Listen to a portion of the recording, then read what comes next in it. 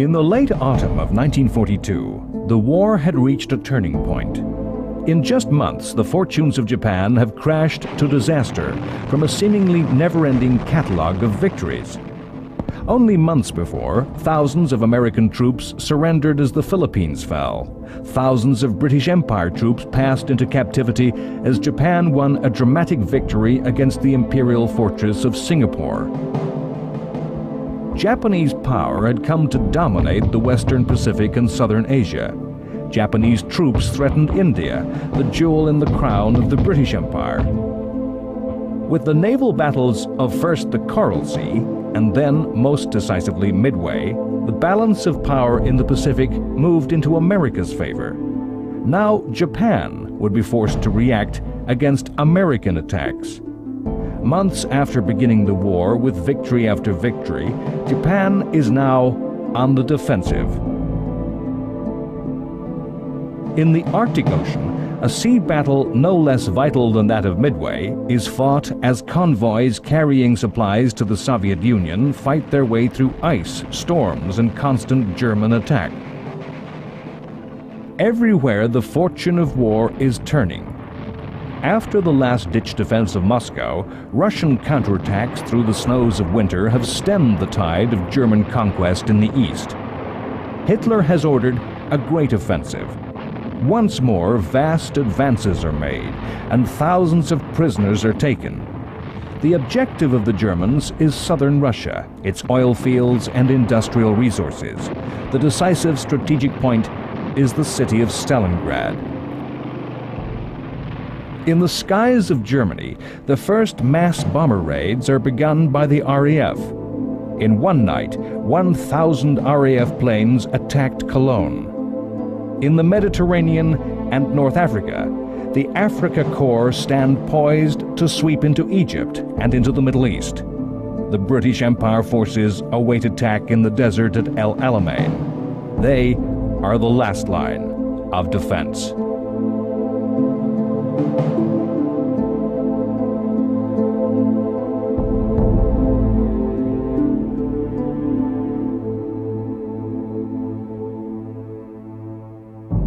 The war in the Western Desert was characterized by huge movement, with armies covering vast distances. Successful offensives often grinding to a halt through armies outrunning their supply lines. Early in June, the Africa Corps had thrust deep into Egypt, rolling back the 8th Army once more. The British were now close to defeat. They had prepared defensive positions at a place called El Alamein. Terrain meant that El Alamein was the gateway to Egypt. Defeat here would mean that Rommel could break out to attack Suez and threaten Arabia. As the British troops awaited attack, British bases in Egypt were evacuated. On July 1st, the Africa Corps prepared to smash down the door. They were 100 kilometers from Cairo. Their radio station made a propaganda broadcast. They told the ladies of Cairo to be ready for them tonight. The battle that followed, what was to become known as the First Battle of El Alamein, will be forever the subject of historical debate. Were Rommel's forces completely exhausted and out of supply, or was a brilliant last-ditch defense organized by the British General Auchinleck? The narrowness of the front, the lack of supplies, the well-prepared static defenses resulted in Rommel being stopped. Both sides came to a halt.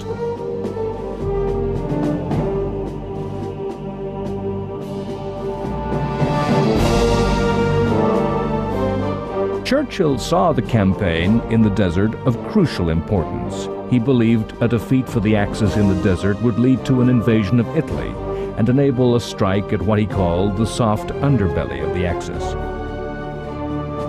Churchill constantly gave advice to whichever general commander was in the desert. A succession of officers had failed to meet his expectations. Churchill, thinking Auchinleck not aggressive enough, sacked yet another commander. He appointed a new commander for the 8th Army, William Gott. Gott took his appointment up on the 6th of August. On August 7th, Gott was killed in a plane crash. there was a hurried search for a replacement, which brought forward a legend of the war. Lieutenant General Bernard Montgomery, a fanatical perfectionist who had studied warfare extensively, was to become the most successful and famous British general of the war. Unlike Rommel, who was an improviser, a quick thinker, Montgomery was called the master of the set piece. He was determined to gain victory at the least cost in life and believed in painstaking planning and preparation, assembling an overwhelming force before any operation, leaving nothing to chance. Montgomery's technical genius was matched by an ability to communicate and inspire the ordinary soldier, instilling incredible self-belief and confidence in those he commanded. Those who served under him came to have complete and utter faith in his leadership. Montgomery's failing was conceit. Other generals, soldiers of Allied armies came to find him unbearable to work with. Montgomery had an immediate effect, galvanizing the Eighth Army, restoring morale straight away. Warned by good intelligence of Rommel's plans to attack and break through once more, Montgomery made careful preparations for which he was famed, coordinating the attacks by the RAF's Western Desert Air Force, and beat off the attack.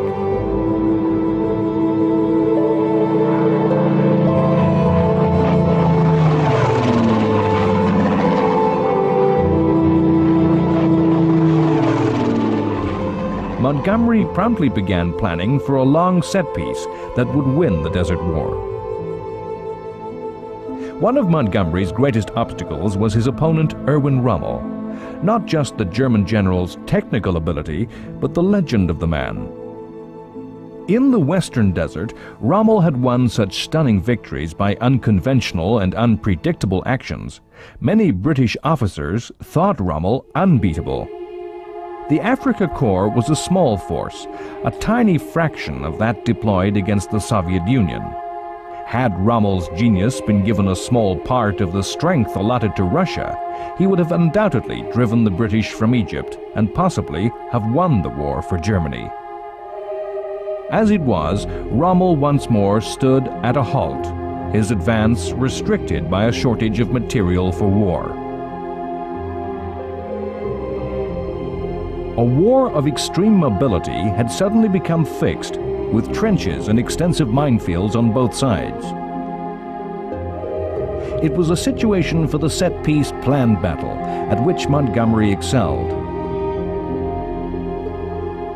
On September 23, 1942, Rommel fell ill and returned to Germany. He was absent for 1 month. All through October, Montgomery built up the Eighth Army's strength, planning the Second Battle of El Alamein. A large force of artillery was assembled with huge stocks of ammunition. Every spare tank was put into place.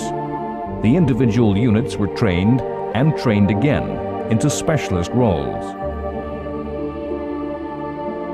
To hide the complex British preparations, diversions and deceptions were made to mislead the Germans. The defenders were taken totally by surprise when the British Empire troops attacked on the night of October 23rd. Rommel was summoned from sick leave to the battle. The battle opened with intense and prolonged artillery barrage. Teams of engineers cleared the dense German minefields. Montgomery appreciated the value of air power and organized closely coordinated air support. The battle lasted 12 days, as Montgomery's plan was methodically enacted. German counterattacks were met with heavy air and artillery bombardment. The German counterattack, as Montgomery planned, drew German forces away from where the next British attack was planned.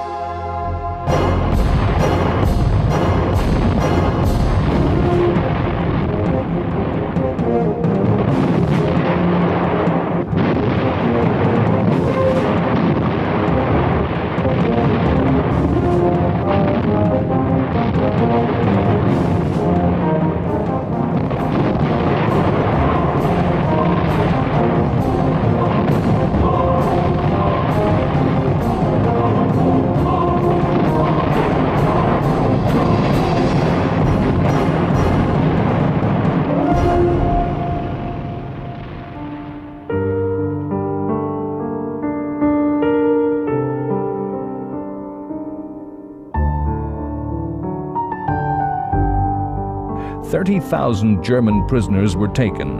The remainder of the Nazi army fled in retreat across Libya. This second Battle of El Alamein lasted 12 days and was just one of any number of battles in the war. But the effect of the British victory was electrifying. For the first time, German forces had been defeated in a strategically decisive confrontation. The German war effort in North Africa would not recover. Churchill was to say, "This is not the end. It is not even the beginning of the end. But it is perhaps the end of the beginning." War brings innovation in weaponry and tactics. One of the most lasting inventions of World War II is not a weapon, but a way of fighting. The war in the desert, in the vast spaces that existed behind the front lines, new types of units were deployed. The British armies formed a group which carved out a special place in military history, the Special Air Service Regiment. The SAS remained unseen to the regular army. It has its origins amongst odd, strange, irregular units, the Special Boat Section of Britain's Royal Marines, sections of the Greek Sacred Regiment, a group of fanatically loyal Greek officers, and Free French paratroopers. These embryonic special forces operated in small units deep behind German lines, gathering intelligence, attacking German airfields. The special forces then, as now, were outsiders, full of men who did not fit into the normal military mold. The numbers of the war were slowly turning against Germany as more and more forces came into action against them. On November 8th, in Operation Torch, a combined American and British force made amphibious landings in North Africa, in Morocco, and Algeria. These territories were then French colonies and held by the troops of the collaborationist Vichy regime. The invasion was the first of a series of actions that would, in the end, result in the invasion of France in 1944. The campaign was thought the best way to introduce the inexperienced American army against the Third Reich. 65,000 Americans landed. The overall command of the operation was under the direction of American General Dwight Eisenhower. Amongst the American officers were many men who would later rise to prominence, including Mark Clark and George S. Patton. The campaign involved detailed coordination of the armed forces of different nations and close integration of Army, Navy, and Air Force.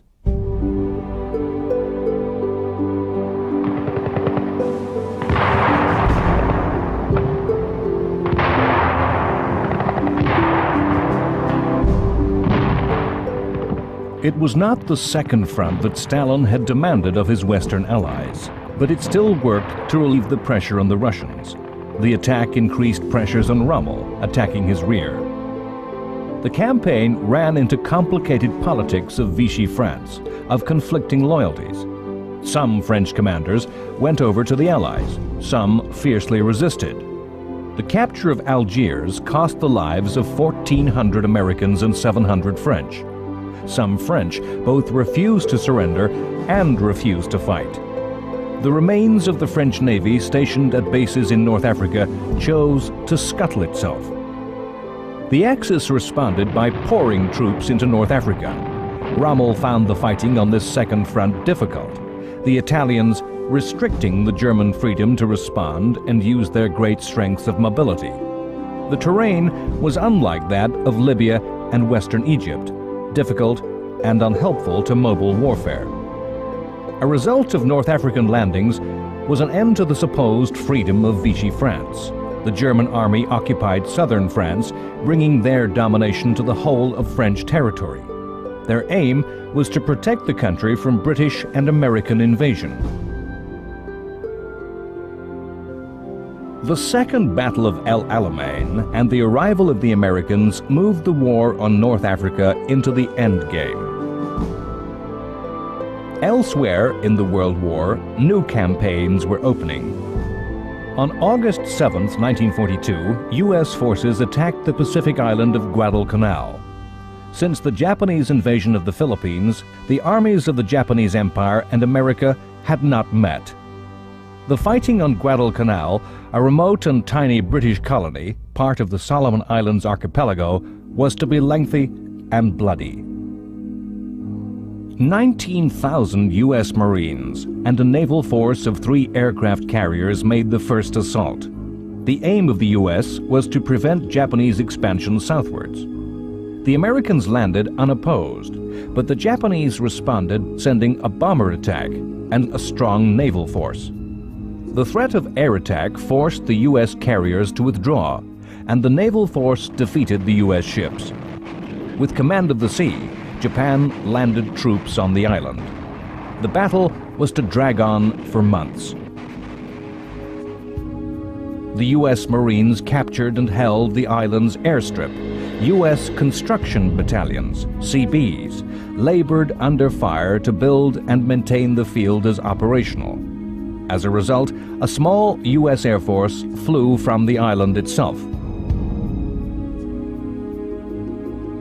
Hand-to-hand close infantry action on the island was matched by a series of powerful naval battles.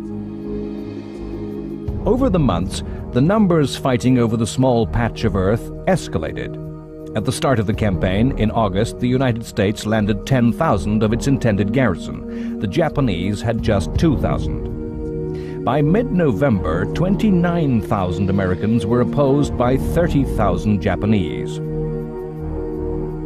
Mid-November saw a titanic sea battle, what became known as the Battle of Guadalcanal, as a Japanese invasion force with massive reinforcements was intercepted by the U.S. Navy and Air Forces, some taking off from the island's own airfield whilst under fire from massive battleship guns. 2 huge Japanese battleships were sunk. American aircraft fought past Japanese defenses and attacked the transport ships. The destruction of Japanese naval superiority in the area was the key to eventual victory on land. Following the battle in mid-November, Japan could only supply its troops by submarine.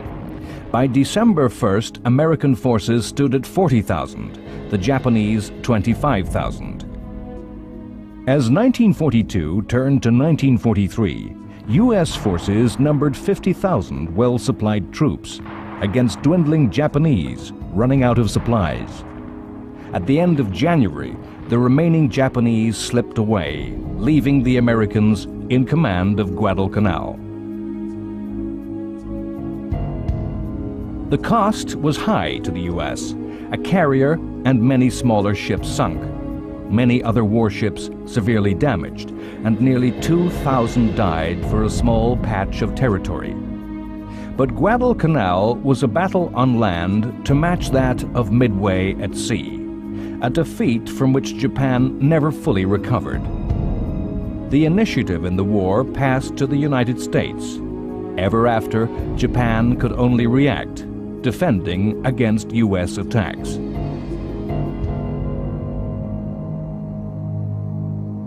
All through 1942, in Burma, the British had been fighting what was to become one of the least known campaigns of the war.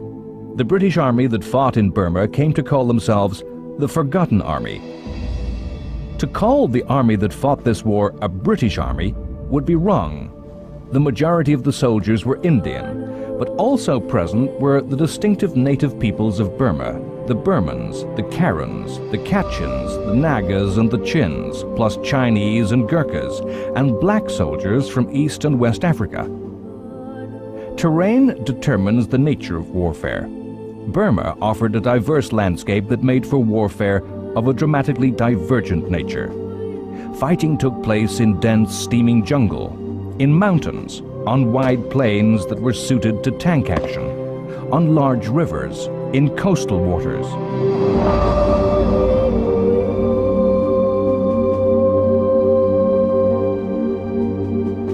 Burma was used as a shop window for the Japanese concept of anti-colonialism. Eventually, they would declare the country liberated and independent.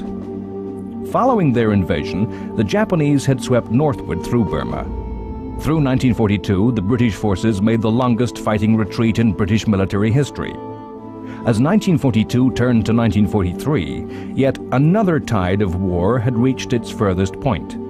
The Japanese invasion had been halted at the border to India, and the British were once more planning another attack. In August, war returned to mainland Western Europe as a combined force of Canadian, British, American, and Free French mounted a raid upon the French Channel port of Dieppe. The aim of the attack was to seize the town and systematically destroy its defenses, coastal artillery, a radar station, and the German divisional headquarters. The motive for the attack was mostly political. It was to show Stalin that his Western allies were doing something in the West that would force Hitler to withdraw troops from the Eastern Front. The raid was, in part, an experiment to test the defenses of Germany in the West, a preparation for an eventual invasion of liberation. Dieppe was a disaster. Of 6,100 men who started the attack, 4,100 did not return. The bulk of the force were Canadian soldiers.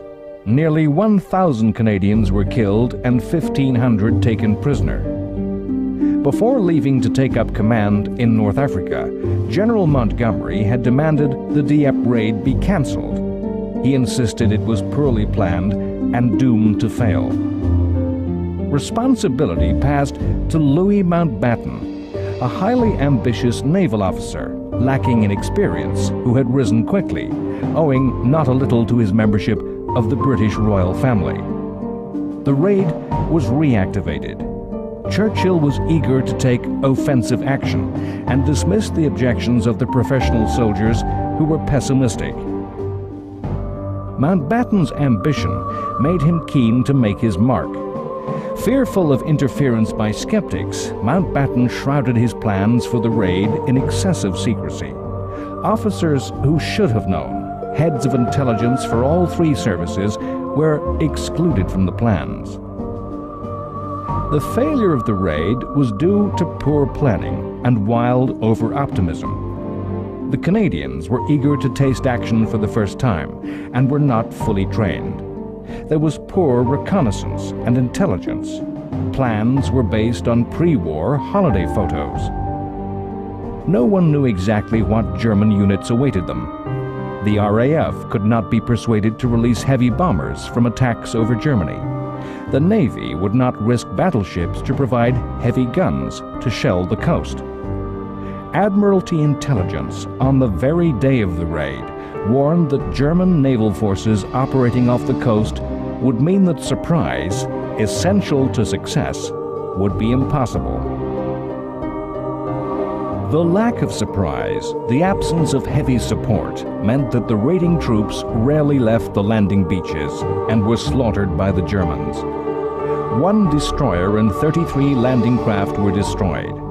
The RAF had supplied fighter cover, but lost 106 planes to 48 from the Luftwaffe. The raid is held up as a textbook example of how not to mount such operations. The story of Dieppe displays the classic ingredients of poor planning, poor intelligence, of over-optimism, and political interference that contribute to military disaster.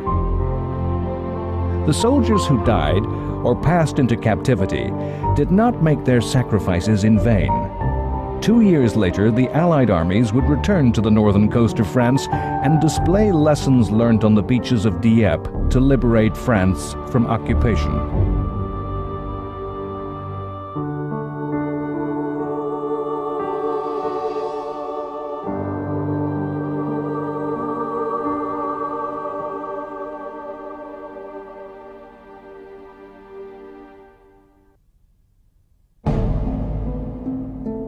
This is a secret film shot in Paris. A camera is hidden in the basket of a bicycle as it weaves through the streets of the German-occupied capital. The territory under occupation by invaders reached its greatest extent in 1942. Vast areas of both Europe, Asia, and the Pacific were under the control of foreign armies. The experience of occupation, whether harsh or benign, the attitude of the occupied, whether of resistance, acceptance, or open collaboration, varied widely across the different countries, cultures, and societies that endured defeat and subjection. The experience of occupation always asks difficult questions of the present, often creating history that survivors wish to forget.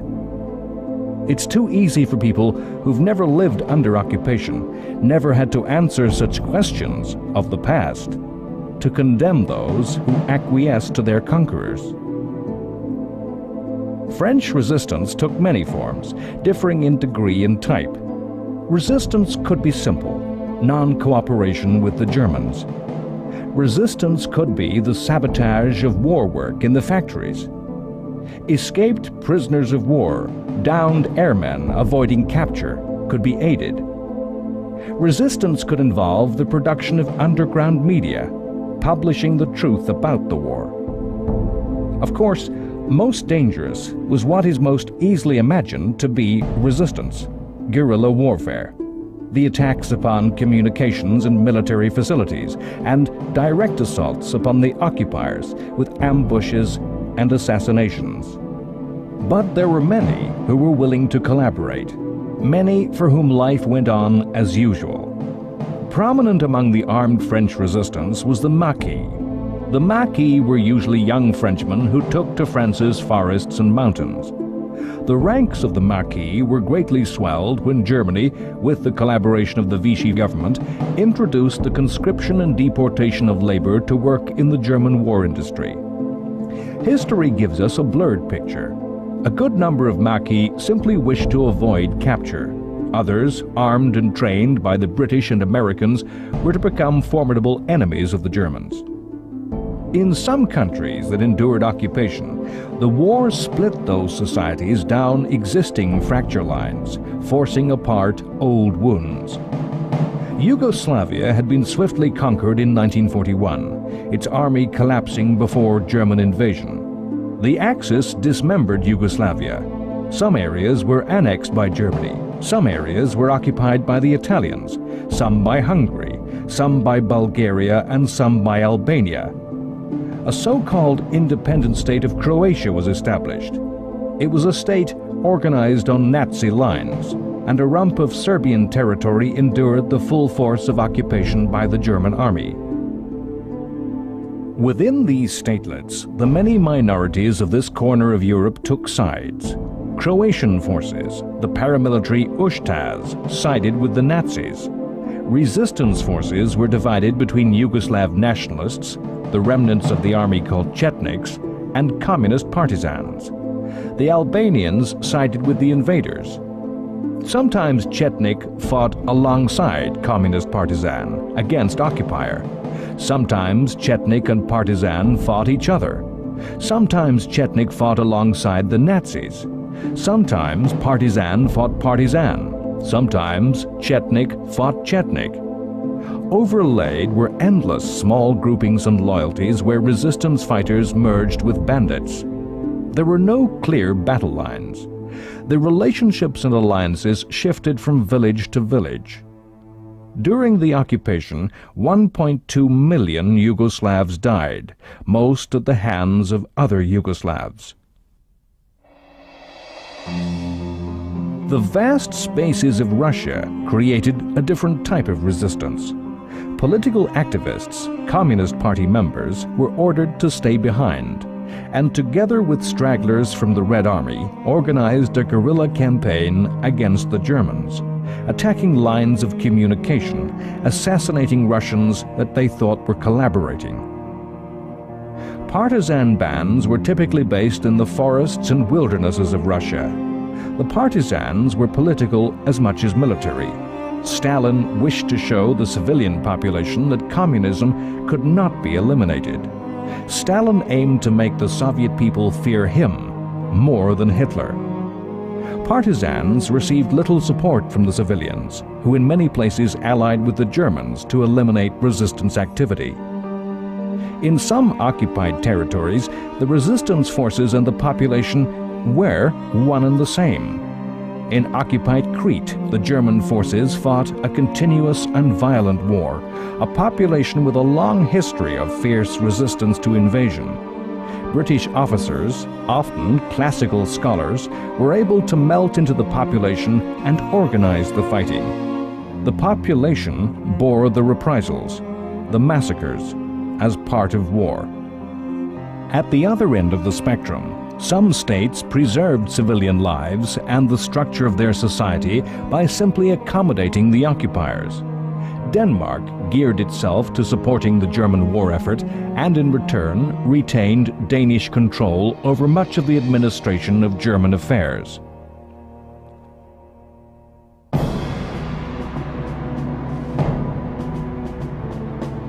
The amphibious operation by the U.S. Marines in the Pacific is one of the iconic images of the Second World War. The taking of islands, rolling back Japanese conquests step by step, island by island, beach by beach, was the major feature of U.S. strategy. The aim to establish bases close enough to the Japanese home islands that would enable both a strategic bomber offensive and an eventual invasion.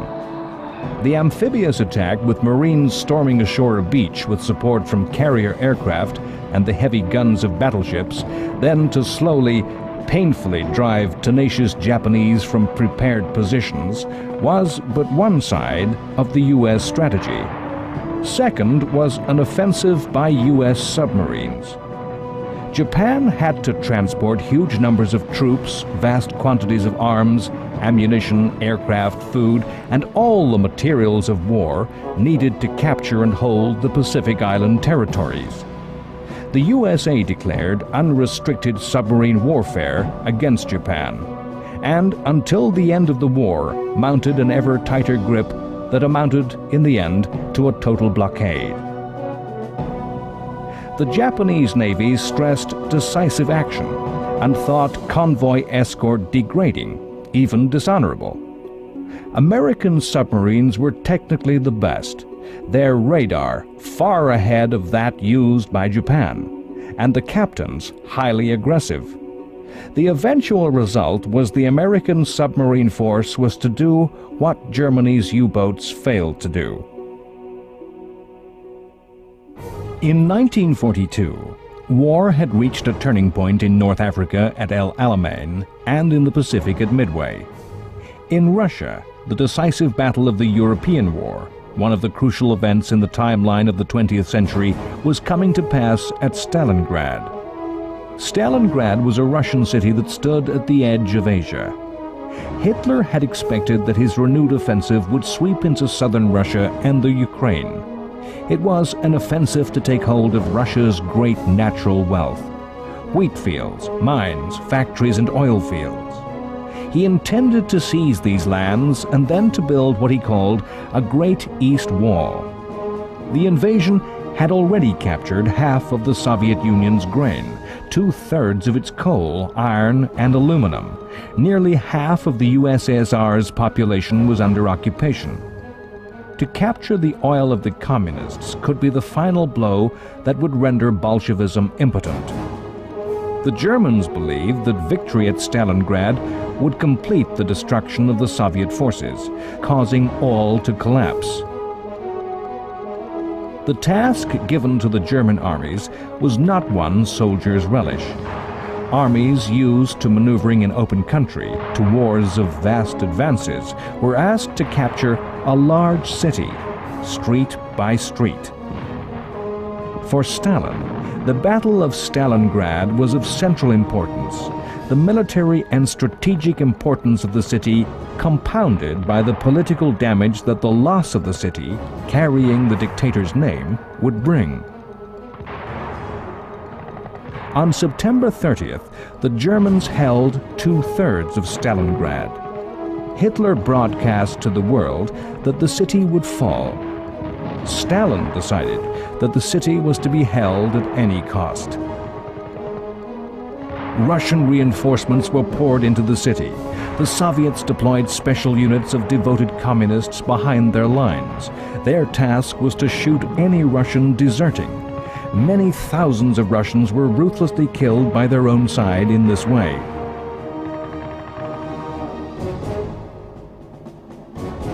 The thrust of Stalingrad had produced a great dent in the front line between the two armies, with Stalingrad at the apex.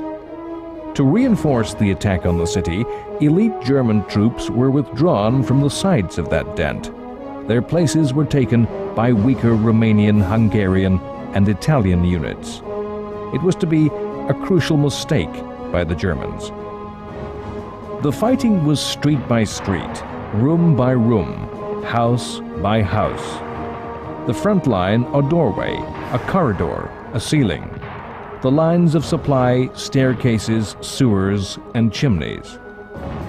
The Germans ground the Soviets back and back, and eventually by November 19th had encircled the city completely. But on that same day, a massive Russian counterattack began.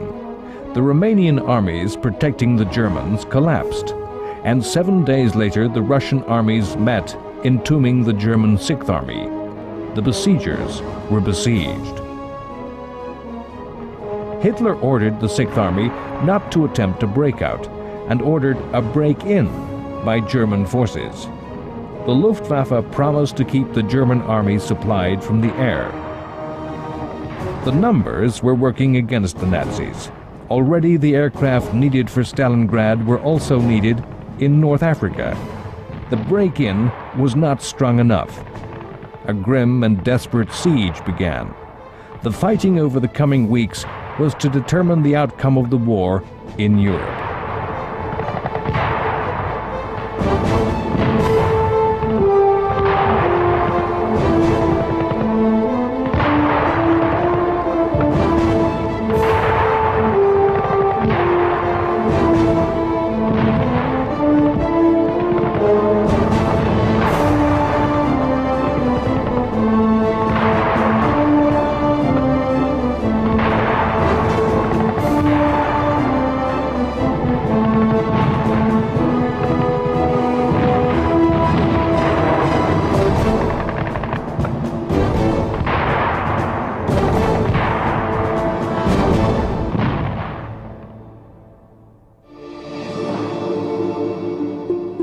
The siege of Stalingrad in the south was mirrored by the attack on Leningrad in the north.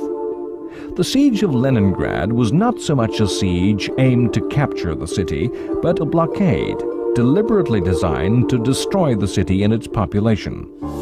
The city had been encircled within weeks of the start of Operation Barbarossa. The demand on German strength to fight elsewhere meant the attackers had not the resources to overwhelm Leningrad. Hitler ordered that no surrender was to be accepted and the city and its population be destroyed by bombing, shelling, starvation, and disease. In addition to the defenders, Leningrad had a population of 2.5 million civilians. The city was not completely surrounded. A slender lifeline existed across the waters of Lake Lagoda. Supplies came by this route, on boat in summer, across the ice in winter. The German Navy operated motor torpedo boats, and the Italian Navy midget submarines in attempts to cut this slender lifeline. By November 1941, the population was starving, eating glue, linseed oil, dead pets. There were even rumors of cannibalism. It's thought that nearly 1 million died in the winter of 1941 to 1942, of hunger, of disease, of cold.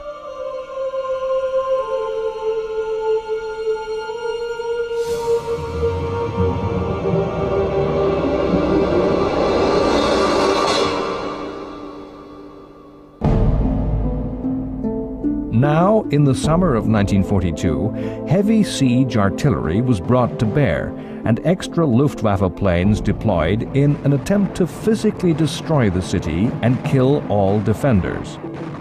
Leningrad refused to die, refused to give in. The numbers were moving against Germany. Russian reinforcements were gradually brought to bear against the Germans in Leningrad. In early January, a Russian offensive broke through and joined up to lift the siege. The cracks were showing everywhere in Nazi power.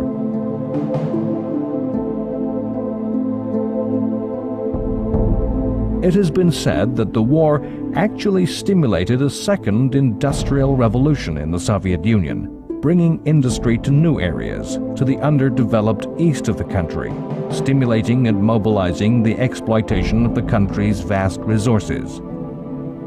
That second Russian industrial revolution was the worst of bad news for the eventual fate of the Germans.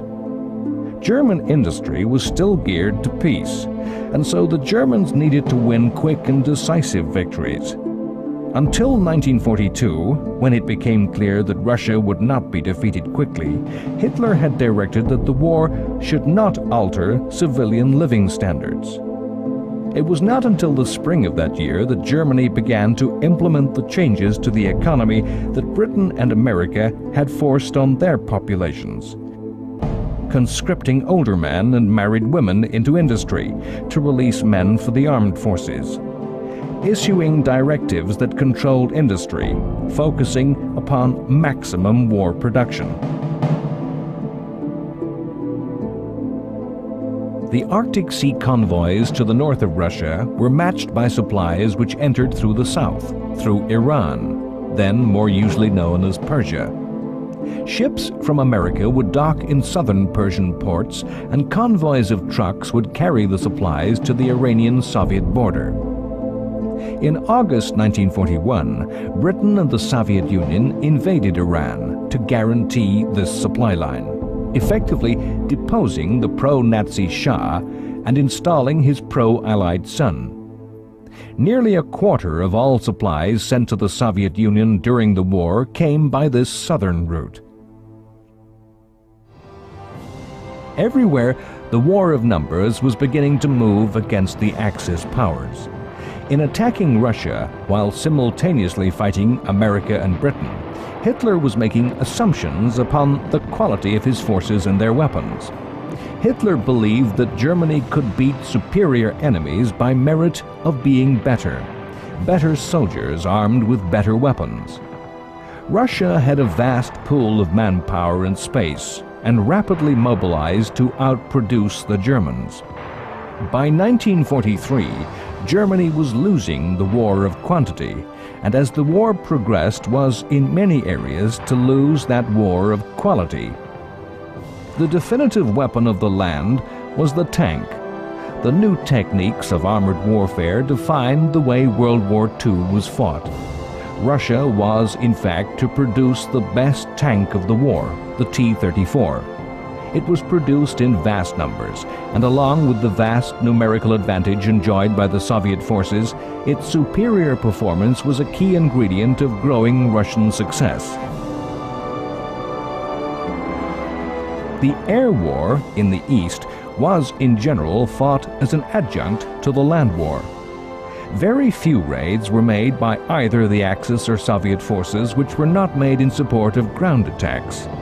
The giant strategic bombing raids made against industrial towns were unknown. 1942 was the year in which those strategic bomber attacks began to hurt the Third Reich. Already the RAF had mounted the first 1,000 bomber raid. In August 1942, the United States Army Air Force entered the campaign, mounting its first attacks in Europe. The Battle of Britain and the Blitz had convinced the RAF that daylight raids were simply too costly to mount, and had formed the belief that nighttime raids were the only way to make attacks that would not result in heavy losses to the attackers. Precise bomb aiming was impossible at night, so the RAF made area attacks aimed at a city as a whole. The United States Air Force believed a different philosophy, and equipped their B-17 flying fortresses with specialist bomb aiming equipment that enabled the bomb aimer to actually take control of the aircraft in the final approach to the target, aiming the whole plane. The bomb aimer was supposedly able to scientifically calculate all the factors that affect a bomb in freefall, such as weather and wind, to drop the bomb with devastating accuracy. The B-17 was known as the Flying Fortress for its formidable armament. It was a bomber that sprouted defensive machine guns at every angle. It was fast and designed to fight its way through to its target. The first U.S. raids were against targets in occupied countries where mass indiscriminate tactics of the RAF's area bombing would prove unacceptable, killing too many civilians. These first raids over France were accompanied by fighters, being in range of the smaller aircraft, and enjoyed some success. When, in January 1943, the United States Air Force began unaccompanied raids against targets in Germany, the result was heavy losses from German fighter aircraft. At the turn of 1942 to 1943, some could now foresee the inevitable defeat of the Axis. As the year changed, the definitive turning point of the war was building to a dramatic climax at Stalingrad. All through December and January, the German 6th Army was smashed, captured inside an ever-decreasing pocket. As the perimeters collapsed and contracted, the airfields upon which Nazi defenders depended for their supply gradually fell into Russian hands. Wounded lay in the open day and night, often surrounded by a pool of frozen blood. The soldiers still fighting did so with fatalistic hopelessness. Hitler promoted 6th Army Commander General Paulus to Field Marshal. No German Field Marshal had ever surrendered. On January 31st, Paulus did surrender. The balance of strength now shifted dramatically in favor of the Russians. 120,000 Germans had been killed, 90,000 taken prisoner, 3,500 armored vehicles captured, 12,000 guns taken, 5,000 transport aircraft lost, over 1,000 fighters and bombers destroyed or captured. Neither Germany's Air Force or Germany's Army would ever recover from the losses of Stalingrad. Stalingrad's impact on the numbers of war was great, but it is the impact of the victory upon the morale and will of the German armed forces that was truly catastrophic. Nazi soldiers, many of them so young as to have been children when Hitler seized power, had come to believe that Russians were Untermenschen, subhuman. Now the Aryan master race had been humiliated. The common soldiers outfought. The generals outthought. The legend of the unstoppable blitzkrieg machine lay shattered in the rubble and snow of Stalingrad.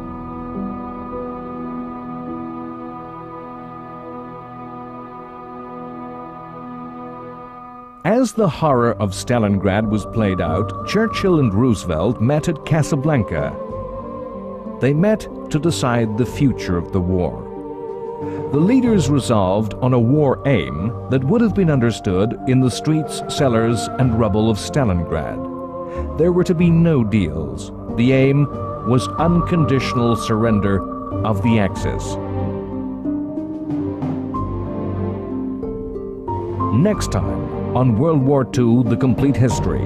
Across the world, the forces of the Axis are in retreat. In North Africa, Rommel is overwhelmed by the Allies at the Battle of Kasserine Pass. The Germans are pushed into Sicily and then onto the mainland of Italy. Italy surrenders and Mussolini is deposed and imprisoned. Italy becomes another occupied country and a savagely disputed battlefield as Allied forces fight their way up the peninsula. It's a year of combined operations at Palermo, Salerno, and Anzio.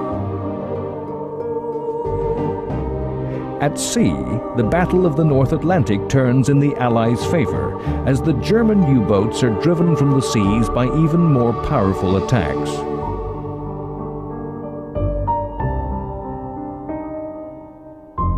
In Russia, in pursuit of a decisive victory, the Germans initiate what remains as the greatest tank conflict in history, as thousands of armored vehicles wage battle at Kursk.